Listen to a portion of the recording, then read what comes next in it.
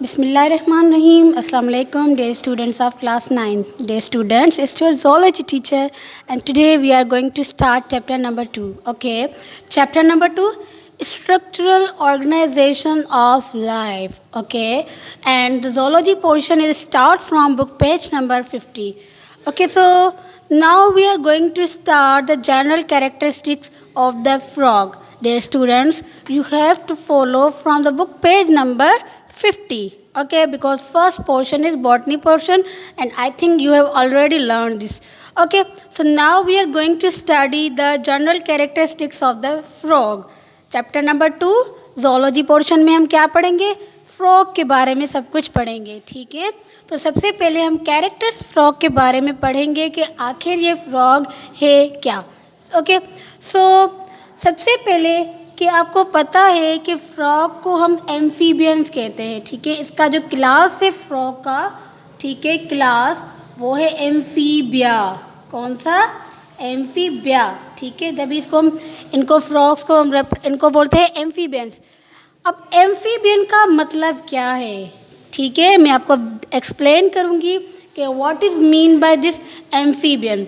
सो dear students, जैसे कि आपको पता है कि फ्रॉग वाटर में भी रहता है और लैंड पे भी रहता है. ठीक है, यानी कि the frog lives both in water as well as on land.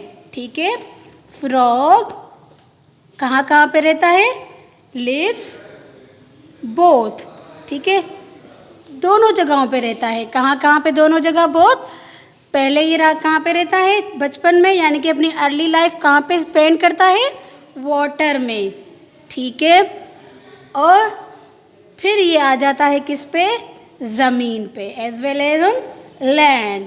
ठीक है, तो इस ड्यूअल मोड ऑफ लाइफ की वजह से हम इसको बोलते हैं एम्फीबियन. ठीक है, ड्यूअल मोड ऑफ लाइफ, यानी कि ये ज़मीन पे भी रहते हैं और वाटर में भी रहते हैं, तो इनका ये ड्यूअल मोड जो लाइफ है, ठीक है, ये एम्फीबियन का मतलब है. ठीक है, यानी कि एम्फी का मतलब होता है कि मतलब ये कहाँ पे रहते हैं? पहले वाटर में रहते हैं और फिर ये कहाँ पे आते हैं? ज़मीन पे. इन दोनों खासियतों की वजह से इनको हम बोलते हैं एम्फीबियंस. ठीक है, तो अब देखें कि जब ये वाटर में होता है तब ये क्या करता है? स्विम करता है. ठीक है, यानी कि it's swim in water. Water में क्या करता है? स्विम करता है. ठीक है, इट्स स्विम इन वाटर. जब ये पानी में होता है तब ये पानी में क्या करता है? स्विम करता है.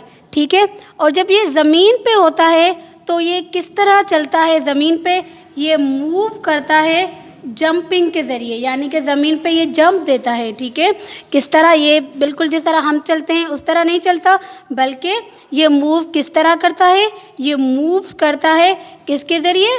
By jumping. ठीक है, जंपिंग के ज़रिए ये क्या करता है? मूवमेंट करता है.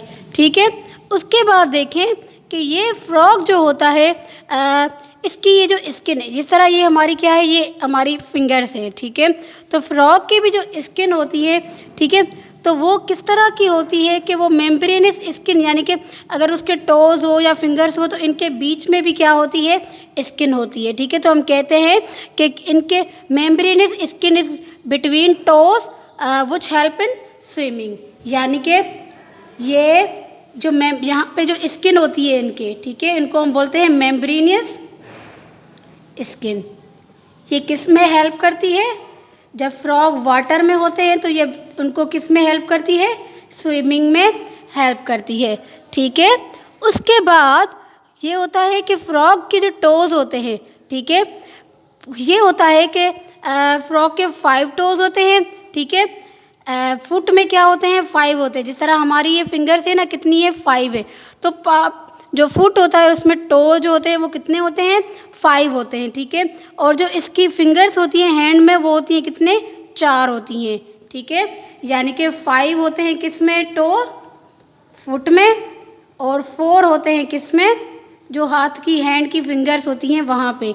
ठीक है, कितने होती हैं? ये 4 होती हैं. ठीक है, सिर्फ 4 होती हैं. क्यों? क्योंकि इनका जो थंब होता है, हमारा जिस तरह ये थंब है, तो इनका जो थंब होता है वो रूडिमेंट्री होता है. ठीक है, 5th वन क्या है? थंब है. ठीक है। अब ये थंब क्या होता है? थंब रूडिमेंट्री होता है। रूडिमेंट्री का मतलब ये होता है कि वो यूज़ नहीं किया जाता, जिसकी वजह से वो उनकी जो है वो हाथ से क्या हो गया, ख़त्म हो गया। ठीक है। उसके बाद क्या होता है कि इनमें जो मेल फ्रॉग होता है और फीमेल फ्रॉग, इनमें डिफरेंस कैसे हमें पता चलेगा? मेल फ्रॉग की जो फर्स्ट मतलब फिंगर होती है वो क्या होती है? थिकर होती है। ठीक है। मेल फ्रॉग में क्या होता है कि first finger is thicker than other. In male frog first finger is thicker than other. ठीक है। इस तरह ये 4 उंगलियां हैं, तो उसमें क्या होती है कि जो पहली वाली फिंगर होती है वो ज़्यादा क्या होती है? मोटी होती है। ठीक है, दूसरी फिंगर से। ये किस में होता है? मेल में। फीमेल में क्या होती है? सेम होती है। ठीक है। उसके बाद मैं आपको स्ट्रक्चर दिखाती हूँ फ्रॉक की, लेकिन पहले आप लोग ये जो है वो समझ लीजिए कि फ्रॉक के पास ना तो टेल होता है ना तो नेक होता है। ठीक है, यानी कि frog has neither neck nor a tail. Frog has neither neck nor tail. ठीक है, टेल इनके पास होता है, लेकिन जब इनकी लार्वल स्टेजेस, मतलब वो मैं आपको बाद में समझाती हूँ कि किस स्टेज पे इनको टेल होता है। ठीक है, जिस तरह पहले क्या होता है कि एग ले करती है फीमेल फ्रॉग। एग ले में से वो जो छोटा बेबी फ्रॉग निकलता है, मतलब वो जब इमेच्योर फॉर्म में होता है तब उसको टेल होता है, लेकिन ये जैसे जैसे ग्रो करता है, बड़ा होता है, तो उसका टेल वो क्या हो जाता है? ख़त्म हो जाता है। ठीक है, तो frog is neither neck not tail. ठीक है, ना टेल होता है उसको, ना नेक होती है। ठीक है, और इसका जो हेड होता है वो डायरेक्टली अटैच होता है इसकी ट्रंक के साथ। ठीक है, ट्रंक हम किसको बोलते हैं? पीठ को बोलते हैं। ठीक है, तो head is directly attached with trunk. Trunk, ठीक है, ट्रंक छाके चमदा हुआ सा, पुट्ठी के चमदा हुआ सा ट्रंक। ठीक है, तो हेड जो है वो इनका पीछे जो बैक होती है उसके साथ क्या होता है? डायरेक्टली अटैच होता है। ठीक है, head is directly attach with the trunk. ठीक है, उसके बाद जो है फ्रॉग का जो हेड होता है वो कॉनिकल होता है। ठीक है, हेड फ्रॉग का क्या होता है? कॉनिकल होता है। ठीक है, कॉनिकल हम इसको क्यों बोलते हैं? क्योंकि वो एक कोना, एक जिस तरह कोन होता है इस तरह होता है, तभी हम इसको बोलते हैं कि इसका जो हेड है वो क्या है? कॉनिकल है। ठीक है, तो हेड इनका क्या होता है? इस शेप का होता है। ठीक है, तभी हम क्या बोलते हैं कि हेड इज कॉनिकल। ठीक है, हेड जो है इनका वो क्या है? कॉनिकल है। शेप हेड का कौन सा होता है? कॉनिकल होता है। ठीक है, ये क्या हो गया है? फ्रॉग का हेड हो गया। उसके बाद अगर हम इसको देखें कि इसके पास, फ्रॉग के पास 2 बल्जिंग आइज़ होती है। बल्जिंग आइज़ का मतलब क्या होता है? बड़ी बड़ी, जिस तरह किसी हम देखते हैं ना कि किसी एक इंसान की आंखें बिल्कुल बाहर निकली हुई है। ठीक है, तो फ्रॉग की भी जो आइज़ होती है वो क्या होती है? बल्जिंग्स होती है। बल्जिंग का मतलब क्या होता है कि बड़ी बड़ी सी बाहर निकली हुई इसकी क्या होती है? आंखें होती हैं। ठीक है, तो क्या होती है? फ्रॉग की आंखें जो है वो बड़ी बड़ी बल्जिंग आइज़ होती हैं। ठीक है, बल्जिंग आइज़, जो कि each side of the head होती है, यानी कि एक हेड के एक साइड तो दूसरी हेड के दूसरी साइड होती है। ठीक है, और उसके बाद आई के साथ ही एक सर्कुलर एरिया होती है जिसको हम बोलते हैं टेम्पेनिक मेम्ब्रेन। ठीक है, क्या होती है? आई के बाद एक एरिया होती है, कौन सी? Tympanic membrane. ठीक है, टेम्पेनिक मेम्ब्रेन क्या होती है? एक एरिया होती है। कौन सी एरिया होती है? ये सर्कुलर एरिया होती है, मतलब गोल गोल एरिया होती है, जिसको हम वो क्या बोलते हैं? टेम्पेनिक मेम्ब्रेन बोलते हैं। ठीक है, ये मेम्ब्रेन जो है फ्रॉग को हेल्प करती है किस में? हेयरिंग में, क्योंकि फ्रॉग के पास आउटर ईयर क्या होता है? एब्सेंट होता है, तो ये हेयरिंग में क्या करती है? हेल्प करती है। ठीक है, और उसके बाद क्या होता है कि टिप जो होती है फ्रॉग की, उस पर एक स्नाउट होता है। स्नाउट मतलब जिस तरह वो, अगर आप डॉग को देख ले तो उसका वो मुंह निकला हुआ होता है ना, तो फ्रॉग का भी इसी तरह होता है, जिसको हम क्या बोलते हैं? स्नाउट बोलते हैं। ठीक है।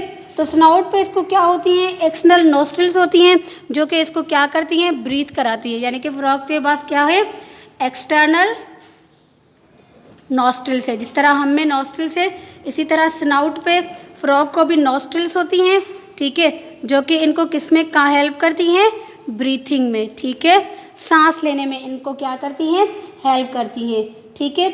उसके बाद अगर हम फ्रॉग की स्किन को देख लें, ठीक है, तो फ्रॉग आपको पता है कि स्लिपरी इनकी स्किन होती है। यानी कि अगर हम उनको पकड़ें तो हमारे हाथ से क्या हो जाते हैं, स्लिप हो जाते हैं, ठीक है। क्यों स्लिप हो जाते हैं ये, ठीक है, क्योंकि जो इनकी स्किन है, ठीक है, वो म्यूकसी टाइप होती है। म्यूकस मीन्स वो जिस तरह घीमी कोई चीज़ होती है ना, ठीक है, तो ये इस तरह होती है। तभी हम क्या बोलते हैं कि ये इनकी जो स्किन है, ठीक है, वो क्या होती है, स्लिपरी होती है इन म्यूकस ग्लैंड की वजह से। कुछ इनमें ग्लैंड्स होते हैं जिनकी जो कि आप प्रोड्यूस करते हैं, ये सिक्रेशन प्रोड्यूस करते हैं, जिसकी वजह से इनकी स्किन क्या होती है, स्लिपरी टाइप होती है। उसके बाद आपको पता है कि जनरली हमें फ्रॉग वैसे नज़र नहीं आते, ठीक है। फ्रॉग हमें कौन सी सीज़न में नज़र आते हैं, फ्रॉग्स आर फाउंड इन